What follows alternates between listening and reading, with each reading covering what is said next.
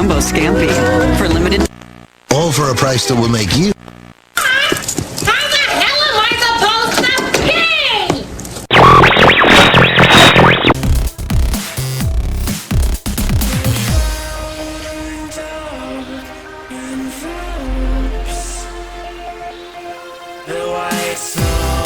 You're listening to BAMF, UK Comic Book Radio. Hello everyone, welcome to BAMF Comic Book Radio, your weekly comics podcast full of news, reviews and odd points of views. I am your host, Bertie Kempson. Joining me today are the usual suspects. Lucas Maxted, say hello Lucas. Hello there. Neville, say hello Neville. Good evening ladies and gentlemen. And Sarah Sinman Goldsmith. Say hello Sarah. Hello. And we're here to give you what we've been doing this week. And we're going to jump straight in with the news. Nevs, take us away. First off, my very exciting bit of news is a bit of movie news that I've been waiting to hear for a while. Some of you may be aware that I'm slightly jaded with most comic book movies, with the exception of the exemplary Man of Steel, which was absolutely fantastic, and I'm sorry he had killed somebody. I imagine you'll all get over it with time, and, you know, because it's not like comic fans will go crazy over a comic movie or anything. Anyway, the exciting news is that Sin City 2 is confirmed. Rodriguez is back directing again. Mickey Rourke is back in as Marv, as is Rosario Dawson will be playing Gale again. Jessica Alba will be playing Nancy twice, once in depicting the events before that yellow bastard, and once after that. And the movie will be released on October the 4th, 2014. Posters are up, images are up. So yes, very exciting. It's going to kick all the ass, because I can't think of a better, more consistent film director doing stuff than Robert Rodriguez at the moment. What have you got, Sarah? I have lots and lots of news this week. Lots of DC news has come out in the last few days. First bit is a bit of sad news. One of the guys who was in Smallville, Lee Thompson Young, who played Cyborg, was found dead earlier on this week. The report said that he'd shot himself. Very sad to hear that. I thought he did a really, really great Cyborg. Obviously new modern version, as is everything else in Smallville, but yeah, really, really sad news. Moving on to something less sad, but more actual comic related. Something else came out earlier on this week. The Crime Syndicate will be returning to the New 52, will be appearing in the New 52, with the advent of the Forever Evil event. So we've got Trinity War happening at the moment, which anybody's reading that, it is actually really good fun. Didn't look like it was going to be actually quite good. That's going to lead into Forever Evil, which will apparently be the Crime Syndicate taking over the world. It'll be comprised of Ultraman, Owlman, Superwoman, Johnny Quick and Power Ring, and a fella called Deathstorm, who I imagine is based on Firestorm. They're all from Earth 3. Now, Forever Evil was previously being advertised as a story of what would happen when all the heroes died, I guess, on our main Earth. But now, I don't know if that's still going to happen or not, or if it's just going to be that the Crime Syndicate will come along, and maybe Gale wants to try and work everyone out. We'll see what will happen. Quick question, is it in continuity, or is it just like a thing? It is? It is, yeah, so it's going to follow, it'll follow, Forever Evil will follow Trinity War, which is happening at the moment in mainstream continuity. So, presumably, if they do kill off all the heroes, they're not actually going to be properly dead. But it does seem a bit like a combination of maybe Blackest Night and Final Crisis, the Day Evil one. So, it's a bit more... Well, you never know. DC might actually just kill off all their heroes. And then replace all their books with Ultraman and Owlman books. Yeah. Yeah, that'd be fun, wouldn't it? We'll see. Hopefully it'll be alright. But I'm not a fan of the Crime Syndicate anyway, so I wasn't entirely excited about this. But Trinity War's good, so let's hope it will continue doing well. Next thing up that we've got is, don't know if people heard about a couple of weeks ago, Paul Pope said something like DC told him that they only publish comics for 45-year-olds, which caused a lot of uproar. So earlier on this week, something came up on Newsarama with Paul Pope just clarifying what he said and what happened with that. And I think most people, including myself, had assumed that this was a recent comment, that Paul had tried to get something going with DC Comics and said, no, we only do stuff for 45-year-old, we're not interested in doing stuff for kids. When you read the interview with him, it's a bit more complicated than that. First of all, it was done like a few years ago. It was about 2005, so it's nothing new. It's not anything to do with the New 52, nothing to do with that. What he said was, what DC told him was that, the marketing's not in place for the audience you're thinking of aiming this project towards. They said, for us, when we think of an all-ages comics, we think of the licensed comics like Scooby-Doo, Space Ghost and Bugs Bunny, which is very different to just saying, no, we're not interested in doing kids' comics. We just do stuff for 45-year-olds. I mean, we know they're marketing towards adults. That's with the whole new 52, 18 to 35-year-olds. But I think there's a quite important distinction to say it's not a case that they weren't interested in marketing towards kids and as selling comics for kids. It's just that they are a big company. They do need a marketing machine. They need their brand stuff. Back then, that just wasn't what they were interested in doing. Whether you think that's the right way for the company or not is entirely different. But it was interesting to read Paul's full more details on what had actually happened with the comics. And unsurprisingly, that whole interview I don't think got a lot of sort of reblogs or retweets or anything, because everyone was probably more interested in just reading a short bit saying DC's comics aren't for 45-year-olds. But the full story behind it is interesting. Right, so yeah, next up, some information about Grant Morrison's All-Star Wonder Woman. This is the first time I've seen this. I don't know if anybody else had seen anything about it before. It's not about the comic. I knew the comic was happening. But the storyline of it is going to be that Wonder Woman is going to be on actual trial, yeah, which is Grant Morrison's way of addressing the fact that the character always seems to be put on trial. Why didn't she sell enough? Is she good enough? Is she a good enough feminist icon? Did women's don't sell books? All that sort of stuff. So I'm a bit more excited about this, I think. I'll be interested to see what he does with it. The art is going to be absolutely beautiful. I've seen some of it. It's by Yannick Paquette, and I mean his stuff is always great. So some of the pencils that have been released, or the penciled in pieces from it, are just gorgeous. So yeah, we'll be getting that. Hopefully it'll be good and Grant Morrison won't do something too wanky. Hopefully, yeah, we'll see. he goes a bit more in depth in his interview with Kevin Smith on Fat Man and Batman. This is meant to be a story set with the Earth 1 series of books. To go alongside Superman Earth 1, Batman Earth 1. So it'll be a slightly different Wonder Woman than what is in the main Earth 1, if you know what I mean.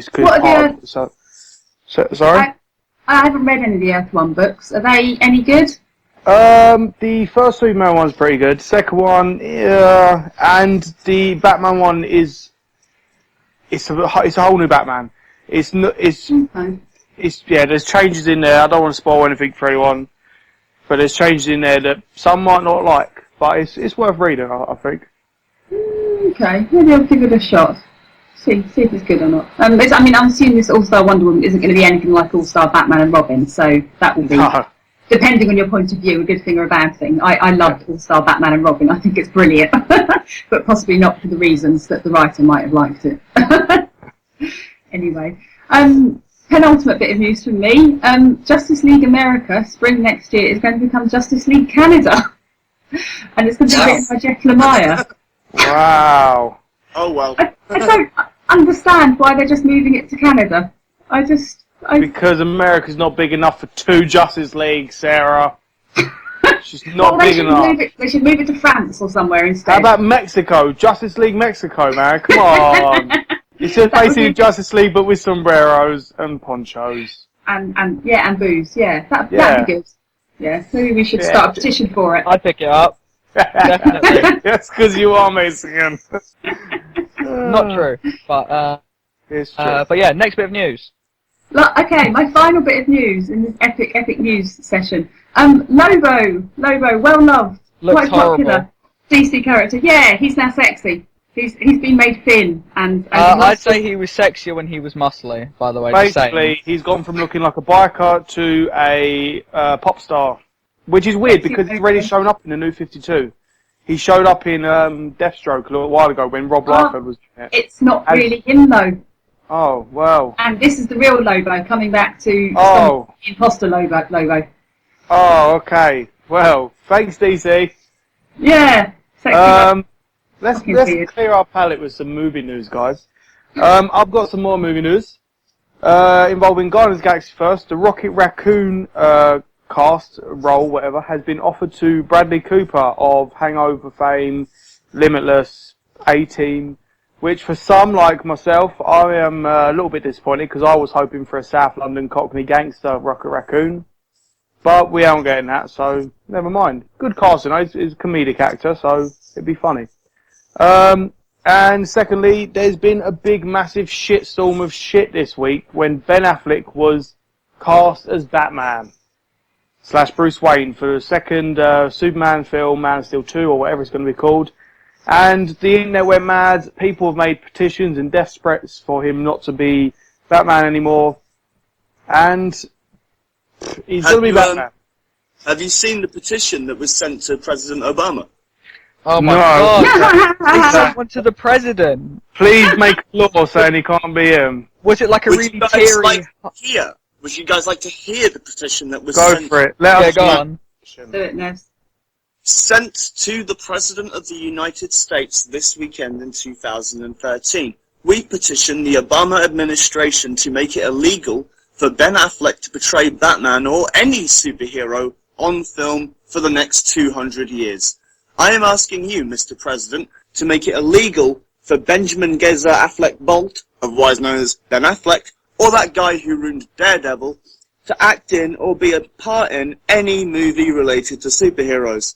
Ben Affleck should not portray Batman or any other superhero on film or the Sci-Fi Network. We are concerned Americans who care about our fictional heroes, often more than the ones that actually existed. I am sure that Mr. Affleck is a nice enough guy, but he does have a history of ruining films that he doesn't star, direct, produce, and cater all by himself.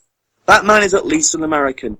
Clark Kent wasn't even born on Earth, and Ben Affleck isn't even his real full name. Batman is a scientist. You can be a hero. That is the full petition. Wow. Because the poor guy doesn't have enough to worry about, you know? I'll be honest, man. Go on, Lucas.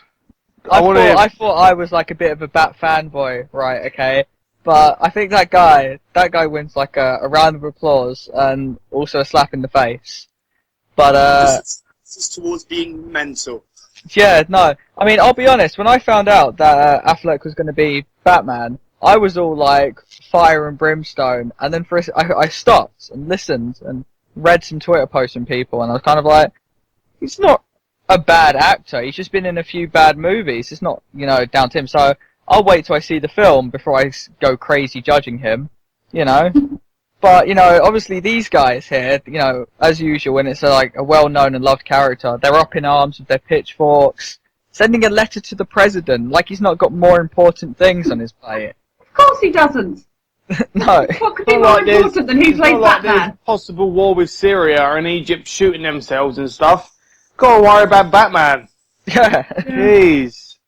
All I'm going to say on this matter is... this is one of our questions of the week, so maybe we should come back to the whole Batgate.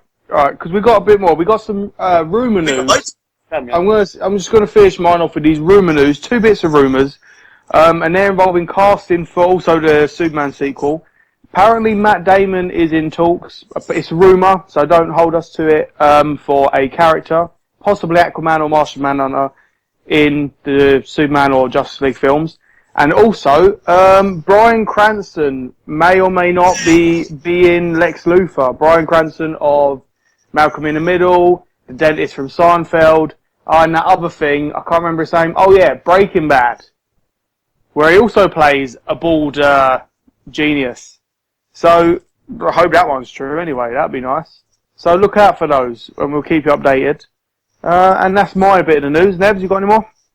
I've got some more, yeah. My bit of exciting news is potentially probably my favourite just active cartoonist who's always doing good stuff is Carl Baker. Obviously we'll all know him for Why I Hate Saturn, I Die at Midnight, The Cowboy Wally Show, just Plastic Man. You can reel off things and Carl Baker's done a good run on them. He started a new comic strip called Meh, spelled M-E-H.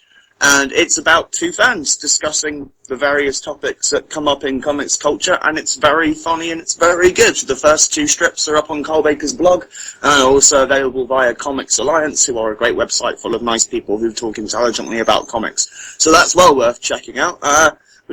We've covered a fair bit of the Superman stuff, and we'll come back to that. But also, well, this is kind of news, but I think it's kind of an interesting discussion point, is you guys read Crust or aware of Crust, right? Avatar comic about very verbose, angry zombies who do terrible, terrible things. Well, Crust has never been exactly like My Little Pony or Mickey Mouse. You know, it's full of just disgusting horror and torture, but it's also incredibly funny and satirical. And they do various retailer incentive covers. And this week they announced that they were doing a line called Torture Covers. And the internet got quite upset. And various people started on there was a particularly malicious, witch-hunty article which read, what kind of person would buy this cover? And, you know, the obvious answer is somebody with some money who special ordered it, because it's not being made available directly to the retailer and it's not in your newsstands. You do actually have to go out of your way to get hold of these things, so the answer is anybody who wants to buy it, because we're still, you know, living in a getting our stuff from the First Amendment country. So, yeah. But I'm a big believer in, you know, I might not like it, but it doesn't mean I don't want anybody else to like it either. I don't really believe that my tastes and, you know, sensibilities ought to run the entire comics industry, because I'm not a megalomaniac. But guys, what do you think? People getting angry over crossed covers. I'd be more angry what's inside the book. Okay, it's scary stuff in there. Well, it's a horror comic. Yeah, let's start petitioning that stuff instead of the covers. Priorities are all wrong. Why? It's just scary, man. I have stories of it. I have nightmares of it. I tell kids it not to do anything bad. If you are a comic retailer who is selling Cross to kids, you have got this whole business. You really should just go home, go watch like your YouTube horror mutilation clips for the rest of your life and stay out of this business and stop screwing it up for the rest of us. Really, if you're that incompetent that you see a person under the age of 18 and go, oh, I'm sure it'll be fine to sell you a copy of Cross, like you've failed at everything, including life.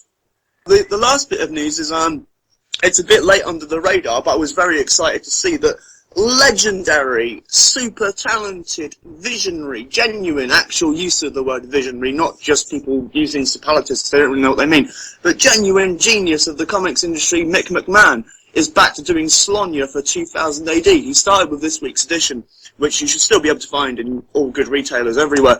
And it's just a joy, you know, it's like Eric Cantona having one last match with Man United, or Babe Ruth doing one last run at the World Series. The dude's so amazing, and I believe he's done an incredible run of Tank Girl recently. So, you know, not a huge fan of current era 2000 AD, there go the comps, but nonetheless, it's just a pleasure to see him back, turning out so much genius stuff. He should be in a better world up there with your Mebiuses and your Jodorowskis and your Manaras and the people and the Harvey Kurtzmans and the people really top of their game, and I'm really happy to see him back. That's all my news for this week, true believers. Every time you said, I hear the word Mike McMahon, I think of the wrestling guy. What's his name? Ed McMahon. Ed McMahon. Yeah. Not even the wrestling guy. Oh no, it's not even him. I don't know why I said Ed McMahon. I think of that wrestler, the legendary newscaster from 1978. Yeah, just a wrestler beats you up with a giant check. Oh man, right. Well, Let's go on, Lucas. That's it for the news. Yeah. Oh, I do want to put a shout out though to my favourite thing in the internet to do with comics at the moment is the genius Twitter account that is Fake Steranko, which is just at fakesteranko.com. I don't think I can even quote half of the thing he says on an All Ages show, but he is the funniest person to be touching Twitter to do with comics or anything. Yeah, Fake Steranko, I love you. You brighten up every day of my life. Thank you. Okay, and Lucas. after that heartfelt shout out from Nevs, I think we all need a second just to move on to new comics. Right, it's New Comics, guys, where we talk about the new comics we've read this week. And to start us off, I'm going to start off with something that is, it was really nice, and it was really sort of just fun, and it was the latest issue of X-Men. I wasn't going to do this, but I thought, why not? Especially seeing as Sarah reminded me of it when she posted a picture recently. And it was a really fun issue where Wolverine and Jubilee have a little catch-up, and the other X-Men, the other female members of the X-Men, do like a James Bondish, Bane attacking an aeroplane style saviour of another aeroplane while arguing. It was really well done, really fun, lovely David Lopez art, and even if the book was just this and not like microorganisms that evolve into taking over the world, I would be happy with this. It was just really nice. It was nice to, no dread, no doom, just this is the X-Men, this is what they do. Be a family and save people. Summed it all up in one issue. Really recommend it. And also, I've been watching loads of Breaking Bad. You should watch Breaking Bad, by the way, guys. Breaking Bad. That's me. I'm done. That's me. Okay, well, I also have a kind of like a short one, because there hasn't really been anything out this week that I really wanted to read. I don't really want to talk about Avengers because I didn't get it, to be completely honest. You didn't get it? I got that Avengers perfectly. No, I knew what they was doing, right? They was fighting the builders in space, and stuff blew up everywhere. But I was reading it. Maybe I need to read it again. But I was reading it, and I couldn't get it. Because all I remember in the last issue is that they left Earth, and now they're straight away bang. Right, you want to give? Alright, I'll give you a rundown. I'll give you everyone a rundown. I'll do the Avengers with Lucas. Here we go. Ready, Lucas? Okay. Right, so the Avengers takes place after the events of Infinity Issue 1, and we see where the Avengers headed off when they prepared and left the Earth. And by the Avengers, I mean the main Avengers of Captain America, Captain Marvel, all these big guys. And they've all gone to meet with like a space council made up of the Kree, the Skrull, the Shi'ar, every alien race you can think of that are sort of, willing to work with each other in one place, sorting out what we're going to do about this ginormous threat heading towards all our planets and killing us all. So they have a plan to attack a portion of the wave of the builders at a certain location called the Valley or something for Lucas. Yeah, something like that. Yeah, it's and like then it all goes to shit. Because they attack a ship, and they think they've won, and then the rest of the ships decloak, and start blasting the crap out of them, and then everybody's all like, yo, we better get out of here. And then they all get out of there. And then I think Captain America and somebody else gets stranded in space. Captain Marvel and whoever was in her ship at the time get stranded in space and slowly head towards the black hole, which was... The reason why they chose this certain battlefield in space is because it was an old battlefield and it has a massive black hole which you can sort of corner someone with. There's nowhere else you can corner someone. And their plan was to corner them, beat them, go home, sorted. Didn't work out. All their plans got pooped. Captain Marvel stranded.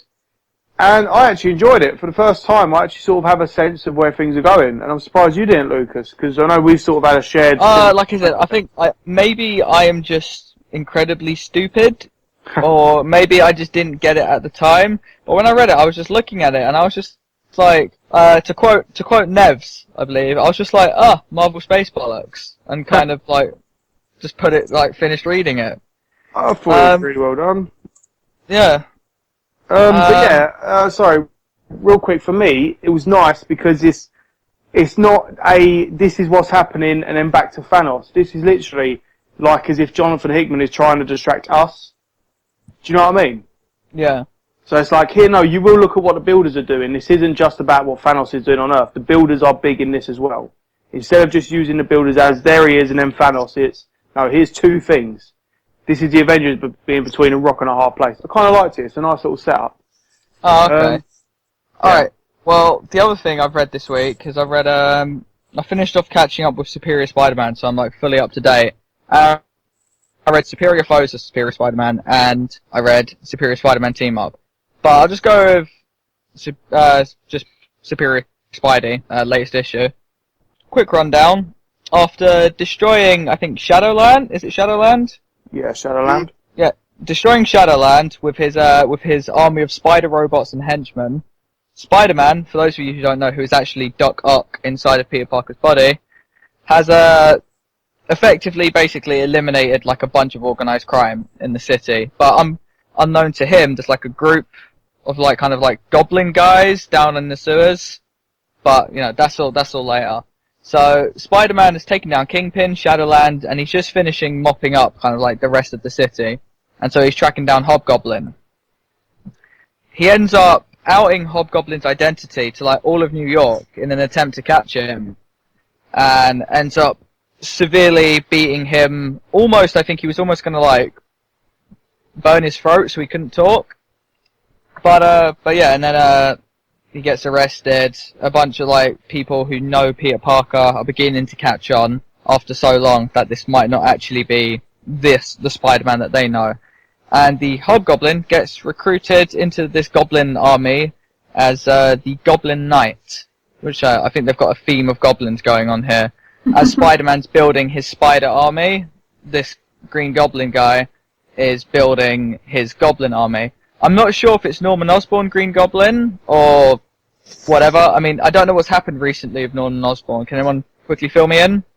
It was in the Avengers. He broke back out of prison saying, "You haven't given me a trial, you can't imprison me," stole some of the powers, and then went back to prison. Oh. Done. So is he still in prison currently? He should be, unless I've missed something. He should still be in prison, but it's Norman Osborn. You know, he's a tricky bastard. Okay, no. Yeah, so yeah, that's that. I'm really enjoying Superior Spider-Man, right? I mean, it's a good thing Fee's not here because she'd probably be shouting at me. But I'm really enjoying Superior Spider. It's a nice, fresh take on Spider-Man. It kind of makes Scarlet Spider seem a little redundant. It's just good. It's a lot of fun to read. Spock is just a great character. He's doing a good job. He is, in my eyes, a superior Spider-Man. So don't hate me for it. It's a good thing he's not here. Yeah, no, it really. No, I just like Peter Parker's great, okay, but I think as like a lot of people say, it's kind of he's had his time. He's been there a while. There's only so many times he can save Aunt May, yada yada yada. This is why I like Miles as Spider-Man. A different take on it, whole new thing. It's new person, good thing. But yeah, other than that, my only problem with Superior Spider-Man in general is that I really don't get how nobody's caught on. It's like I'm not going to go into it because it'll take me the entire podcast. But how nobody has caught on that this is not Spider-Man, okay, is beyond me. But because would they? Why would you go in assuming, oh look, my mate's acting a bit weird? I guess he must be somebody completely different, but in the same body. Why would you make that jump? Because it's comics. This happens all the time. No, but it's not that. It's not the natural jump, though, is it? It would be if Lucas one day started acting really weird. I wouldn't assume he's been taken over. I'd assume something is up, and then investigate further. Do you know what I mean? I would be like, well, Lucas, you're calling everyone naive. You're doing some really weird shit. You've got a bunch of henchmen. You've got a bunch of spider robots. You've got an you killed someone, controlling the city. But to be fair, I think though that Spock has become a better Spider-Man in terms of actually preventing crime. But I can't help but feel that obviously him still being a bad guy, I think at heart, is his ego is eventually going to be his undoing. He's going to take it a step too far. He's already blackmailing Mayor Jameson, so he's going to take it a step too far. I think in Superior Spider-Man Team Up, he's going to get like some old members of the Sinister Six or something onto his team and create his own team consisting of himself and villains. I think. Don't quote me on that. But yeah, but other than that, that's really what I've been reading this week. I'm waiting for the next wave of Infinity stuff. Whoa. Whoa. Okay, who wants to go? Yeah, who wants to go next? Sarah or Nevs? Actually, I have got something I read this week that I had said previously, I'm not going to do anything, but I remember how impressed I was by it yesterday. Is Kurt Busiek's Astro City, currently being published as part of the Vertigo imprint at DC. Astro City ran for an incredibly long time. It kicked off in the mid-90s, I believe, as part of Wildstorm, and then became Homage and jumped around. And it's been quite a long time since we've had a new ongoing Astro City, but it kind of faltered for quite a bit. It just seemed to be a case of marking time. But the most recent series, especially the last 2 issues, 2 and 3, have been incredibly good. I was left more moved and more worried about what happened to the protagonist than anything I'd read in Infinity, which I think I said something sarcastic like, is it called Infinity because that's how long people stand around making speeches, you know. The thing with Astro City is it's not about powers. It's not about big conflicts. It's about people. The protagonist is a lady working at what basically turns out to be the call centre for the Honour Guard, who are the analogue for the Justice League. So lots of people call up and say, oh no, we've got like killer robots or something. And as with every emergency service, it gets abused. So someone's cat stuck up a tree, so they call up the Samaritan, you know, like, who's the attention meant to be Superman or something. And she makes a mistake. That's not a spoiler, that's pretty much how the story starts. She misdirects a call and assumes it's not a big deal and it's just something for the local social workers to deal with. And it turns out to be a lot more than that. The arc from humility to arrogance to regret to redemption in those 2 issues are just so incredibly well done, and the characterization is so well done. The dialogue just sounds like a person who's actually saying stuff in response to reactions rather than just trying to get from plot point to plot point so we can get the big invasion in or something, you know? And it's drawn by Brent Anderson, who's, you know, off the chain talented and knows what he's doing, knows what a composition looks like, know how to do dynamic layouts. So, yeah, I didn't have much to review this week, but Kurt Busiek's Astro City 2 and 3, absolutely loved it. Great stuff. Alright, wicked beans, wicked beans. Sarah? Yeah, I've been all over the place this week with what I've been reading. I normally try and get some sort of sense of coherence and stick to just like one title and read that and then something else. And this week I've read loads, but what I'm going to focus on is, first thing is Smallville comic. Finally caught up with this. When it first started, I was pretty good at getting a weekly, and then I haven't actually got any for months, so I ended up getting issues, the digital ones from Comixology, 42 through to 61, which quite a lot. Nice bit to catch up on. I mean, I was a big fan of the Smallville TV show. I know how much stick it got, and I know how people hated it. It's like, oh, it took him 10 series to put on the cape, and he comes to Superman, and blah, blah, blah. You know what, I don't care about that. I thought it was a really good alternate take on the Superman mythos and the rest of the DC universe. And the comic does continue in that vein as well, and it's brought in all the issues. So up to like issue 42, it brought in so much other stuff from the DC universe, other heroes, built more on the ones that we've seen in the TV show. So the ones when I dived in again, it was a storyline called Argo, which was basically doing the World of New Krypton storyline that happened, must have been 2009, 2010, I think, across all the Superman books. So except in Smallville, you had, now make sure I don't get this confused because I've also read some of the World of New Krypton ones. So in Smallville, Clark ends up in the future with Booster Gold, and there is Argo is built this new planet. I guess it's like another, meant to be that size of another moon, fairly close to Earth, and they have declared war. Earth and Argo have declared war on each other, and the Legion are involved. Which, I mean, yeah, another thing. I've just read so much Legion stuff recently, and I'm actually getting to quite like them. It's very strange, but yeah. So as a new take on how to incorporate this really complex story into this ongoing digital thing, it has done really, really well. They've given them all, they've given them all a lot of good costumes, which is a shallow thing to say, but you know, it's comics, it's the art's important, and it's done so well. It just feels so good, and it's so much fun. It's far more fun than a lot of the regular Superman titles have been recently. And I want to say a special thing about Supergirl's costume in this. I did a post that went on the Wheat Arcade website about various Supergirl costumes a little while ago. I should have really read this before I did that, because it's just absolutely beautiful. It's really, really practical. It's just a full all-in-one blue thing with the S logo across the chest, going onto this sort of across the shoulders and down the arms, and then as opposed to having a cape, it's sort of like a long coat which just swoops down from her waist down to her feet, and it just looks so elegant and practical and like it's actually a uniform, as opposed to somebody's put on something that's just, I don't know, day glow and low cut, which just always tends to look a bit daft. But again, that's in the theme of the rest of the Smallville stuff and the costumes. It's just, it's fabulous. The series is so good, and the covers are amazing. Kat Stagg is doing all the covers, and she makes all the people on them look exactly like the actors. So the one with the Supergirl one, she looks like Laura Vandervoort. It's just amazing. It's so good. It's so much fun. For a long time, I thought this was the best comic that DC were putting out.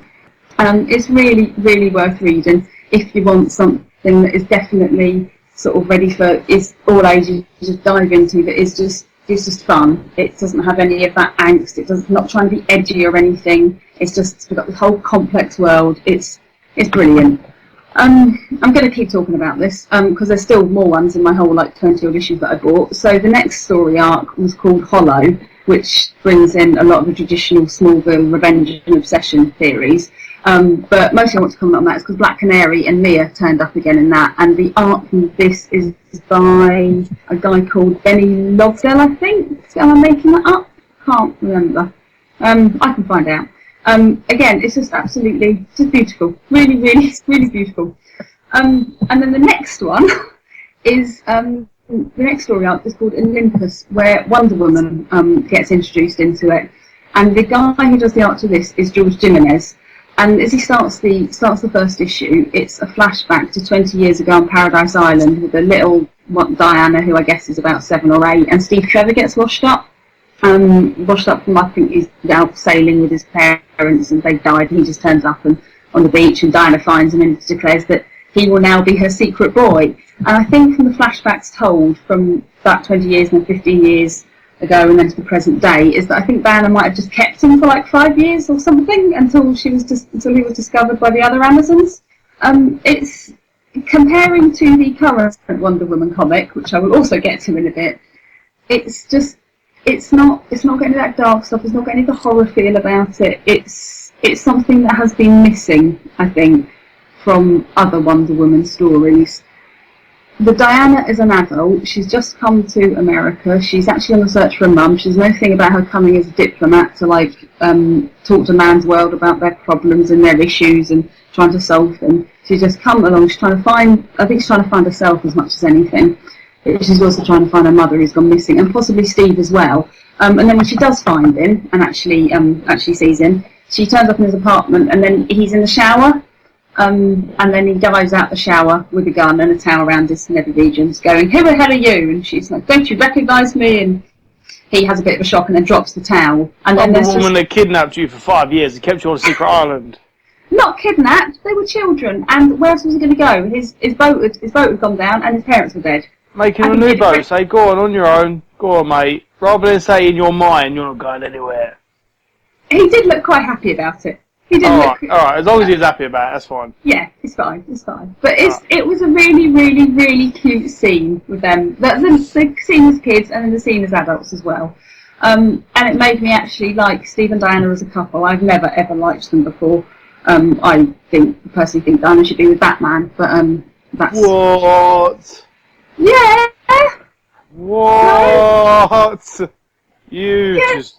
No, come on. Yeah, I think they do well together. Could you imagine if that's the new love triangle in the new 52? It'd be better than the current love triangle. So weird. What's the current one? Just Steve Trevor, Superman, Batman? No, Superman. Wonder Woman. Yeah. It's Orion, right? Orion's in there. And it's like, Orion. I know, Orion's not a love triangle. Orion's just hitting her on the arse and hitting on her. There's no love triangle there. She punched him in the face and threatened to be I reckon that Batman should get with Darkseid. Yeah. That'd be a good couple. There was that scene, right? Do you remember in the Trinity miniseries, the 3-issue series, where Batman arrives on Paradise Island, the first thing he does is just kiss her? Yeah, it's like, he does get smacked in the face. Yeah, he gets punched in the face by her. Broke his jaw. Yeah. Wonder Woman actually killed him, and they had to quickly replace Batman with Nightwing then. Yeah, it was actually great from then on. Have you guys read the Justice League issues where they try and go on some dates? No, how Is would it just that be? Batman being uncomfortable? Yeah, Batman's got to show emotion.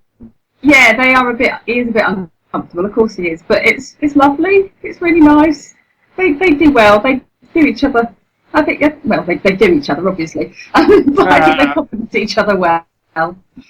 To be fair, if you think about it, alright, on a Batman being emotionless, he could show emotion because who the hell's gonna go hunting down Wonder Woman to get to Batman?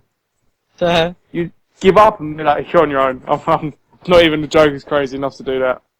Yeah, you wouldn't. Yeah, they make a great couple. And there's a lot of people out there on the internet. Well, there's a few people out there on the internet who agree with me. There's on some very lovely fan art and things. So could you imagine the baby? That baby would be like the ultimate fighter, trained by Batman and Wonder Woman. It'd be Batman with superpower. Oh my god, let's not let this happen. You mean like Supergirl was trained by them both? Yeah, it'd be like Supergirl, but trained by Batman as well. Yeah.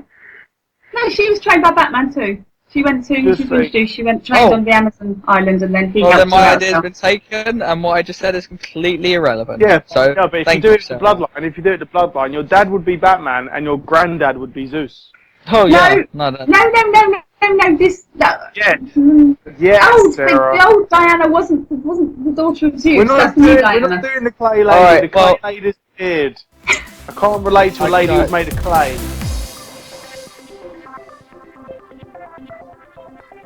That takes us to the end of mystery of new comics and moves us into question time, which is replacing mystery comics this week. So, but what questions have we got? Oh lord, we've got two big questions, guys. All right, are you ready, guys? Bring it on. The first question relates to our Ben Affleck news, and it is we apologise. It was given to us a little while ago. We cannot remember the name of the gentleman or lady that gave it to us. If you want, give us your name and we'll announce you next week for it. And it was, we've, lost it. 1 second, guys. Yeah, that's it. Do you think, fans take the, movies too seriously, the movie news? Like with, Jess already, Nev, stop jumping the gun. Okay, so with the Ultron news and Ultron being in Avengers without Ant-Man and the Ben Affleck casting news, people get angry.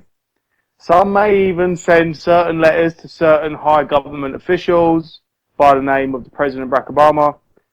What do you guys think? Yeah, just go with it, guys. It's a big question. Go with it. Oh, guys, you go first. I have actually genuinely thought about this, and I have got a theory. Okay. So, do comic book fans take comic book movie news too seriously? That is the question. I'm just double checking. That's the question. Yeah, that's the question. I'm going to answer this. Okay, I'm going to answer this question. Yes.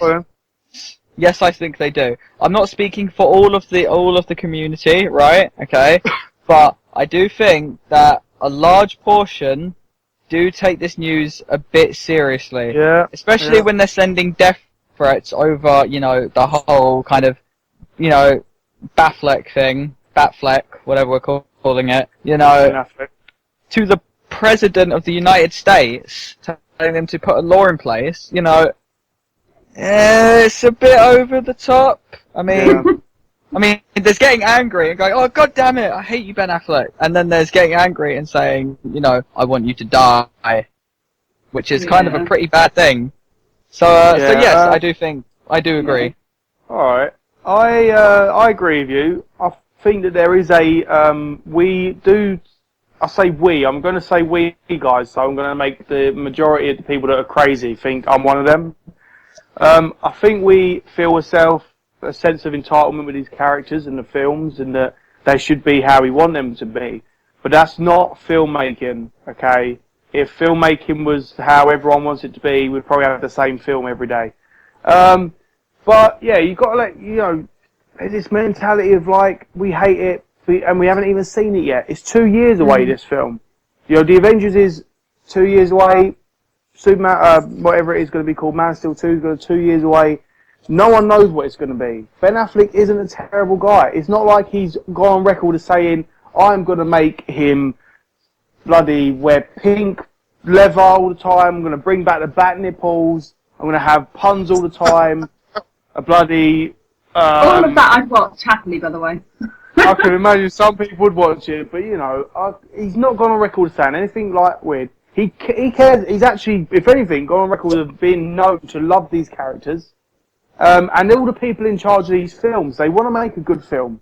They want to make a good film, and a majority of them want to make a good film about characters they care about. So just chill out, guys, and just sit back and enjoy what's going to be given to you.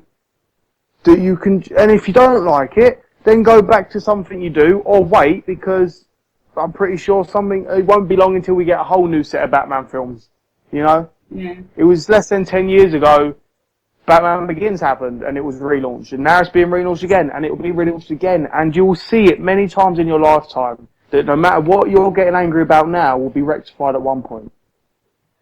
So just chill your fucking beans out. Sarah Nev, go on. I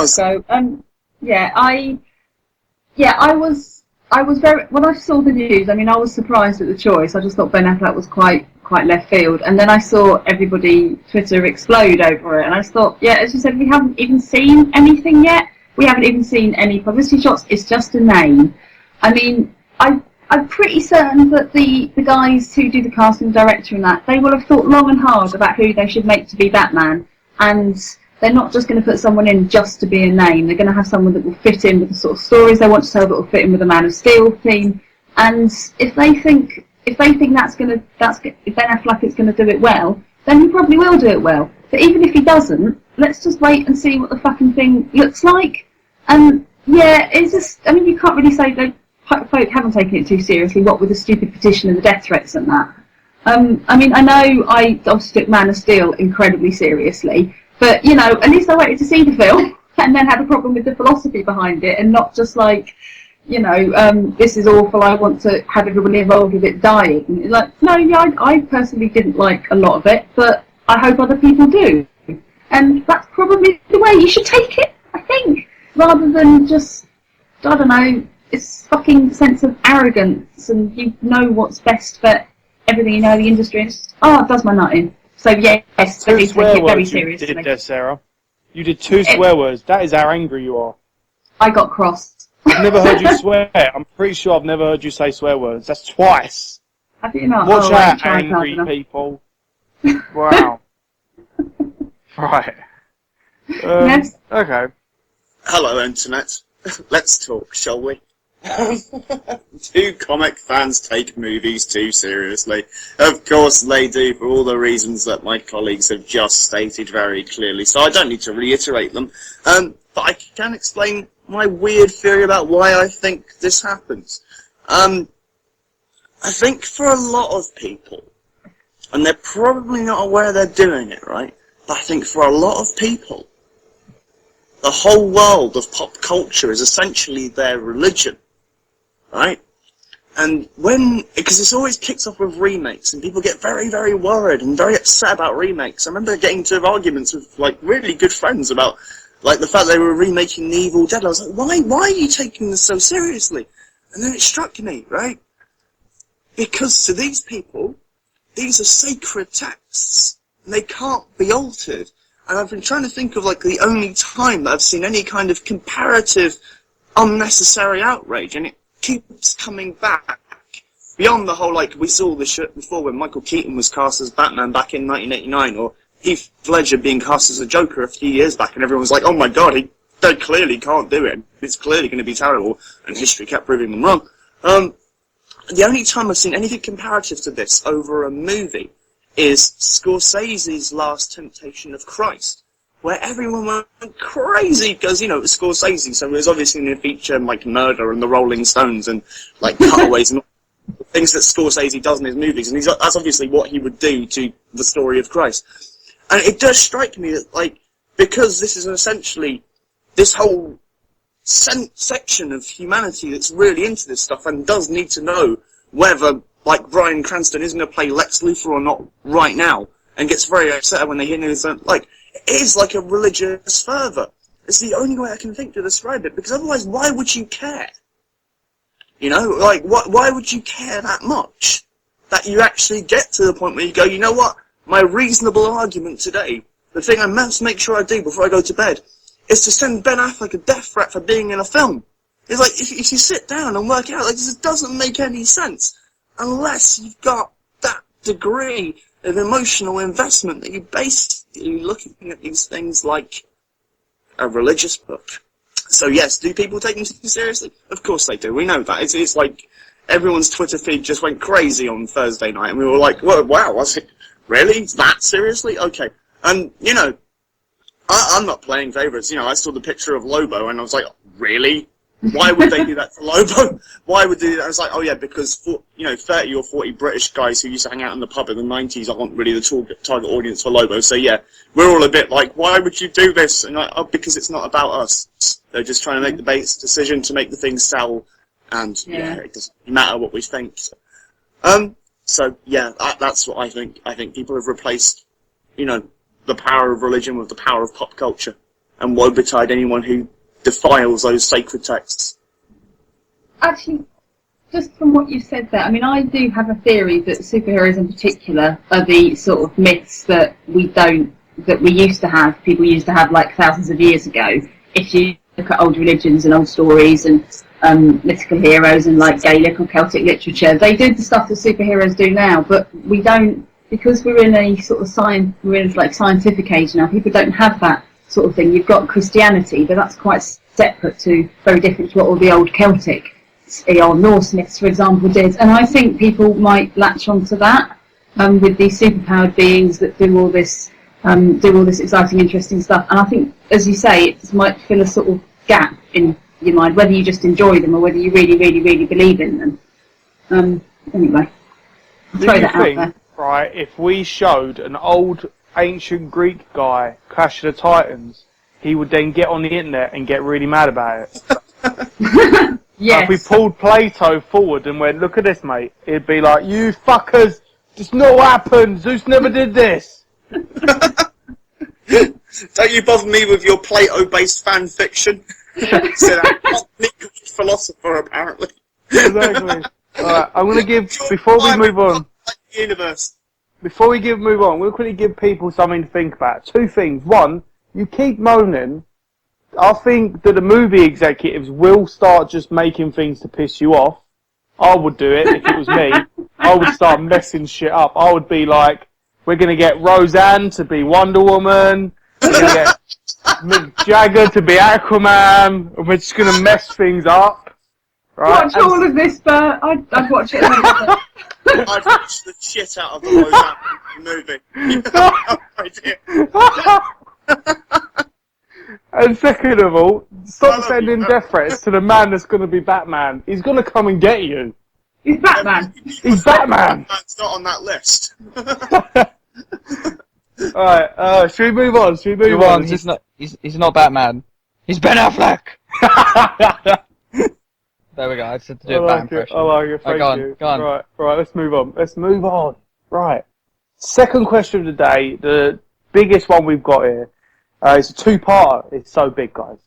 Right. Following the mess Wolverine caused in Age of Ultron and the damage to the time stream, we've seen Angela from Spawn Universe crossing over to Marvel 616. So, one part of the question: if you could see any DC character, excluding the big three, Bat, Supes, Wonder Woman, or Green Lantern, let's throw Green Lantern in there, enter Marvel 616, who would it be?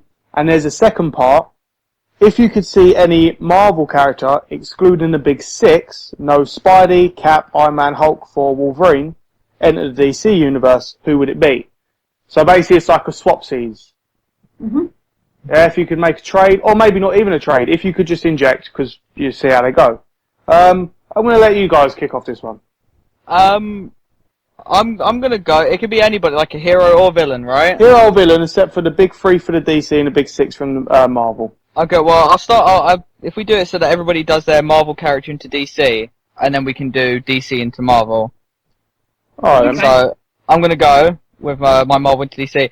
I've got like specifics as well. I'd honestly like the Kingpin to go into DC because it's kind of like the perfect time for him to make his exit as well, because he's just kind of been completely kind of destroyed by Superior Spider-Man.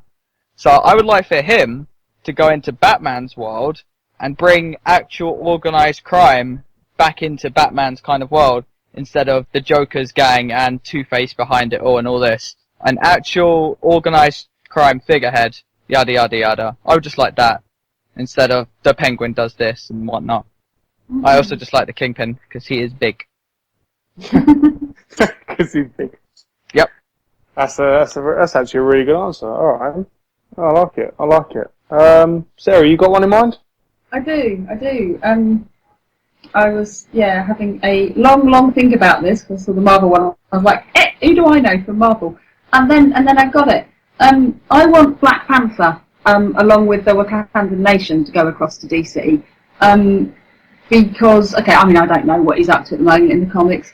I don't think DC's got an equivalent like that. So somebody sort of king of a nation, superhero, all that sort of stuff. But mostly, I want Black Panther and Wakanda to be put across to somewhere in the DC universe, and I want Black Panther to meet Aquaman, and I want them to hang out and bond over the trials and tribulations of ruling a country, nation, with their superpowers and the responsibilities and everything that they get.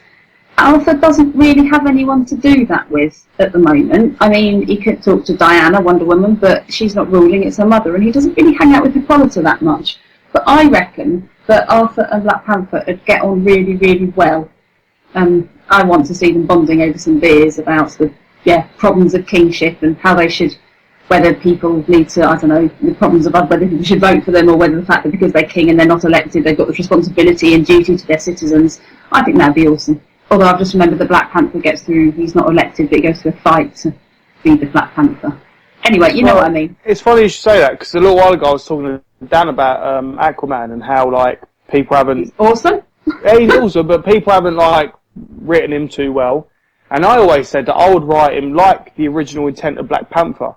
He joins the super team, so it would be the Justice League, to spy on them more so to team up with them, do you know what I mean? I'm going to team up with you to see what kind of threat you may cause me. That was it. That was the original intent of Black Panther, I believe. That's what I would have done.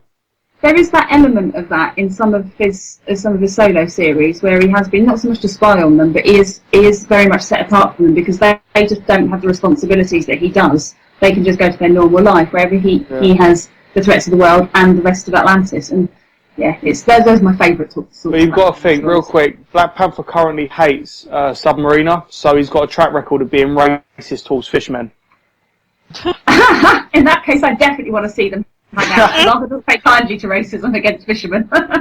I think, to be honest, just saying fishmen is kind of like an anti-Atlantean statement. Okay, yeah, calling them fishmen. I better watch that, man. If I see some water near me, I'm going to have to just drown. Yeah, drown. So an Atlantean come out of my neighbour's carp pond. Fucker, and just drown me. Right. Ned, you got one? Oh, sorry, go on, Sarah. Sorry. Go on. I was just going to say, thinking about that and possible racist terms. I think also Mira, if she heard Black Panther say anything derogatory towards the Atlanteans, I think she might actually be more likely to jump in and try and take his head off than afterwards. She's got a bit of a temper on her at the moment. She's always been an angry one, that water lady. Bloody fish people. Neville, you got a Marvel into DC? Marvel into DC. I've got a bit of a weird one, actually. I would like to see Howard the Duck. I knew you was going to say that. I knew it. Listen to all the words, right? No. The history of the internet. No, I don't have to hear the whole argument. I've just heard the first few words. And that's clearly all I need to go on to get angry about. You got me. I would like to see Howard the Duck, but I'd like to see him go back all the way to the original Crisis on Infinite Earths and just have a 12-issue maxi series where he's just knocking about every big event that happened in the DC universe and basically just wandering about taking the piss and just shouting it for being stupid. Like Harbinger comes in, makes a big speech, and Howard the Duck's just there with his cigar going, why are you doing this? What's this about? What's it for? And they could have done that with the Marvel stuff as well, thinking about it. They could have him show up during all the kind of events and just go, why are you doing this? What are you doing? He was good in the Marvel Zombies vs. Army of Darkness crossover. That was particularly a funny use of it. Okay. Could you imagine with Infinity, Thanos shows up, the Howard the Duck goes, just go home. What are you doing here? What do you want, you purple-faced nutter? Yeah. I like the Howard the Duck idea. I think that's brilliant. Howard the Duck social comment. Alright then. For my one, I really can't think of one. I was going to say Wolverine, and then I double-checked the rules and you can't. Purely because I want to see someone I would like to see someone with such an effect in the one universe go into another one. Do you know what I mean? Like, Wolverine is the best he does. He's everywhere. He messes things up and he, whatever. Imagine him going up against someone like Batman, who is, he's DC equal, if you would. You go like, well, no, this is my place, you prick. Fuck off. So I can't really. That's language in your interpretation. That's how Batman speaks. He's like, fuck off. That's pretty much how All-Star Batman went, wasn't it? Yeah. Goddamn Batman. So I'm having a really hard time. I tell you what, I want to see, just for the weird fun of it, let's do the Impossible Man. Let's have another fifth dimension character. How was the Impossible Man? Oh, Sarah! Oh, come on! Come on, Sarah! What? Alright, he's an alien. He was meant to be from the fifth dimension at one point, and he's think of Mr. Picklix or a Batmite, but for the Fantastic Four, but way better. He's like a green stick alien with a cone pointy head, and he's just completely annoying. And every time he transforms, is it a pop? I think it's a pop. Yeah, every time he transforms into something, he'll pop and be really annoying. And the Fantastic Four I remember reading. I actually got a reprint of the original story showed up in, and it was so much fun. I hated him, but it was so much fun. Just an annoying bastard that shows up, annoys you, and then goes home. I want to see that. Lovely. Right. Okay, so we've now got to do a DC into the Marvel universe, guys. I've got one. Go on, Luke. So about to say, should you start? You start the other one. Okay, now my one's. I spent a bit of time thinking about this one, and I couldn't think of a guy I wanted in the Marvel universe until about 25 minutes ago. Okay. And that's this not really sure if he's powered or not powered villain called Onomatopoeia. No. Yeah. Green Arrow universe. Yeah. Who he was so great, right? Like such a great villain. He goes around basically murdering non-superpowered heroes. And there's this whole story, kind of before the New 52 thing, where he ends up getting into the Batcave and slitting Batman's girlfriend's throat or something like that. But I just think that it probably sounds a bit, because I know these comics are kind of aimed at kids, but I think Marvel I would like to see Marvel deal with a villain kind of like him. What, like Bullseye? Like Bullseye, but not like Bullseye. One that isn't now a floating head in a jar. It's not his fault. It's not his fault, but he's a wally for getting himself in that situation. He's a bloke in a jar. Yeah, you're quite right. I stand corrected.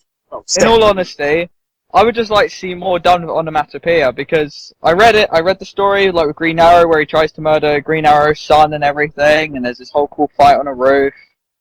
And it's never really, said if he's got superpowers or not.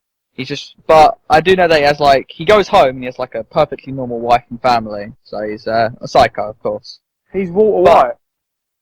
But, I just want to see more stories with him, innit? That's all. He would have a lot more fun in the Marvel universe.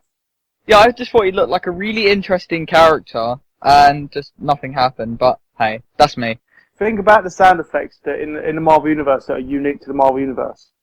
Wolverine, Schnicked, BAMF, don't forget BAMF, Faboom or Fadoom or whatever from Thor's hammer. You got all sorts. He'd have way much more fun pissing everyone off with the noises he's making. Yeah, it'd be well good. I'm just after someone that's going to piss people off. Yeah. Just show up, do their editing, and then go home. That's me. Right, okay. I like that one, Lucas. I might write that down. Sarah, you got one? I want to see Green Arrow go across to the Marvel universe, because I don't mind whether it's New 52 Green Arrow or whether it's Old 52 Green Arrow. If it's Old 52 Green Arrow, well and good. If it's the new one, he's got time to mature into the person I think he should be. the reason I want him to go across is I want him to go and hang around with the X-Men. Oliver Queen, as well, he hasn't always been really political, but he got really political in about the 60s, 70s. And I think he'd have a hell of a lot to say about how the Marvel Universe treats their mutants.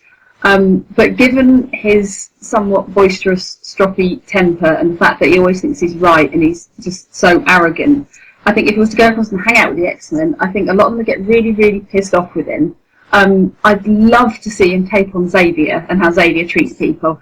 And I'd really, really love to see how Ollie and Cyclops got on.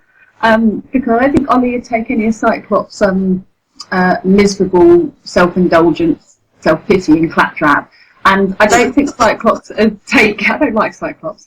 And I don't think Cyclops would take Ollie just being, well, himself, really. He'd probably find the way Ollie, I don't know, drinks his way out of a problem and wants to shag everything. He'd probably find that wrong. And, yeah, I think there's a lot of potential there. There'd be a lot of fun. I'd want to see that crossover so badly.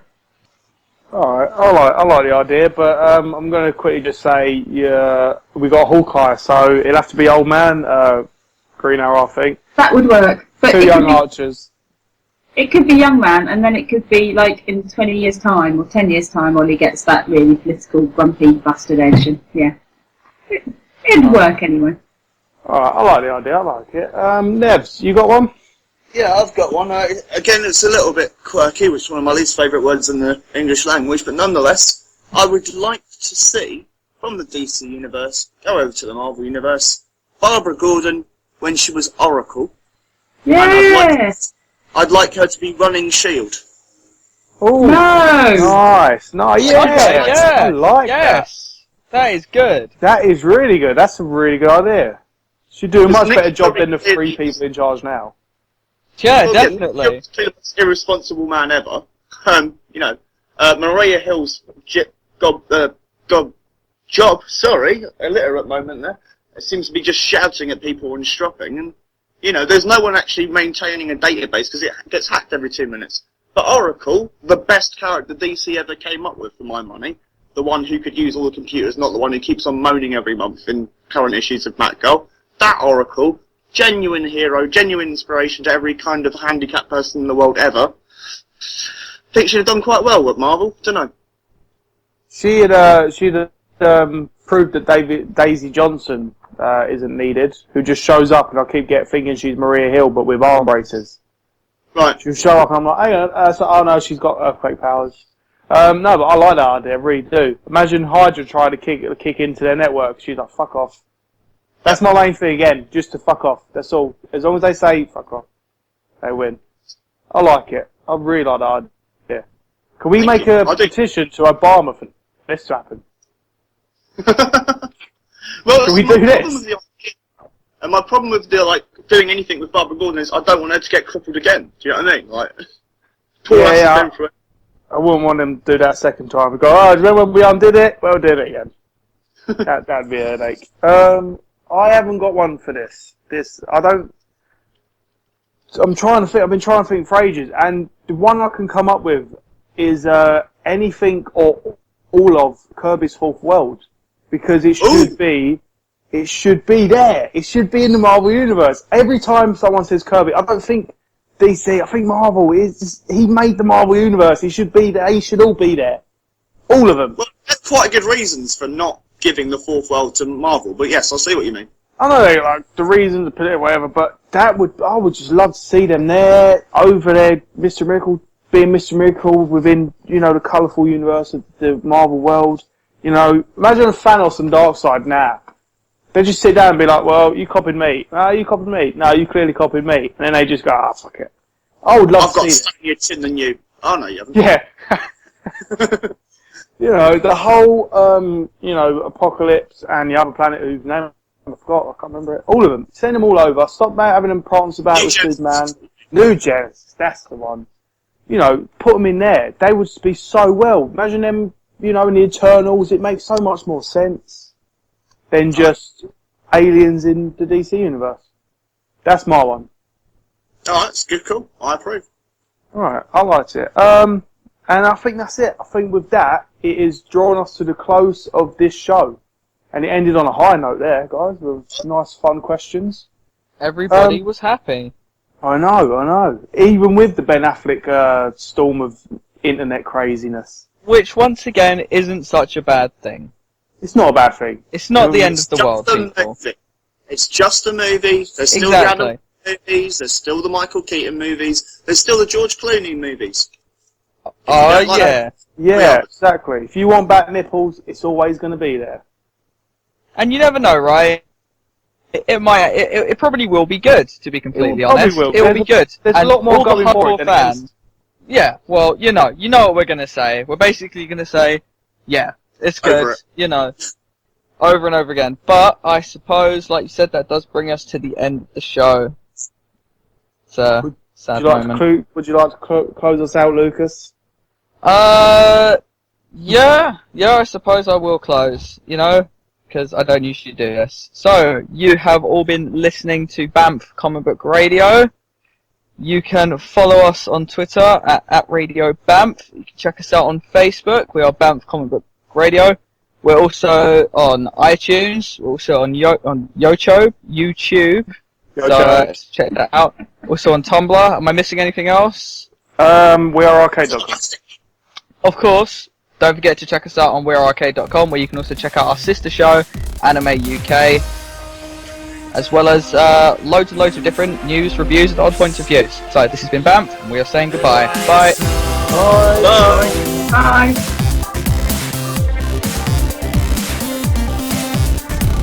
www.wearearcade.com